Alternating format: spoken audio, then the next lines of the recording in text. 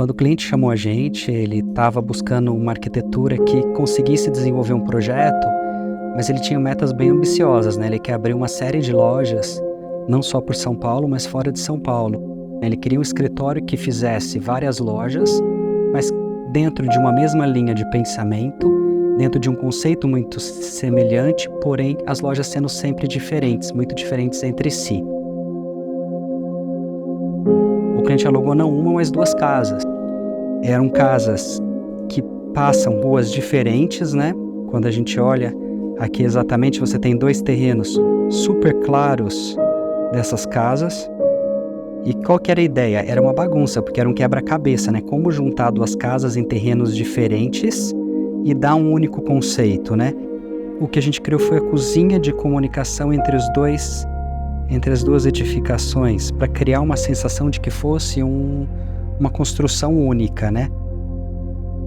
Unificando esses 2 terrenos, esses 2 espaços, e disso partir para um projeto único. A gente criou como se fosse uma alameda. Nossa ideia não foi simplesmente criar árvores, criar uma vegetação e acabou. Como é uma casa, é um bairro muito agradável, tem muitas árvores, a ideia é que as pessoas aproveitassem essa área justamente para consumir o que eles têm de produto na loja. Você fazer um projeto 100% branco, ele é muito desafiador, né? Porque o branco ele pede o quê? Ele vai pedir sombra, então uma iluminação, seja ela natural ou artificial, ele vai pedir textura e volumetria. São as coisas, os elementos que a gente trabalha para que o projeto seja rico, porque é o conceito deles, né? Então ele é um projeto branco, ele é um projeto mais limpo mesmo. Todo elemento é volumétrico, né? A gente consegue ver a vegetação que tem aqui, tem a claraboia, ele tem uma volumetria aqui super interessante, que vem dessa parede, que de alguma maneira a gente sempre brinca com as curvas do próprio logotipo deles, né? Então, essa logotipia a gente traz de maneiras inusitadas ou diferentes dentro do projeto.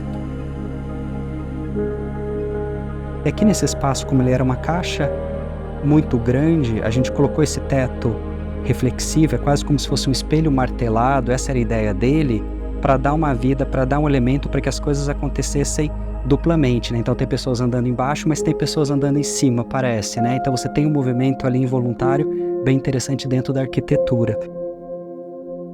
E a gente aproveitou esse espaço da claraboia que já existia nessa casa número 2 para trazer a luz natural para dentro do espaço.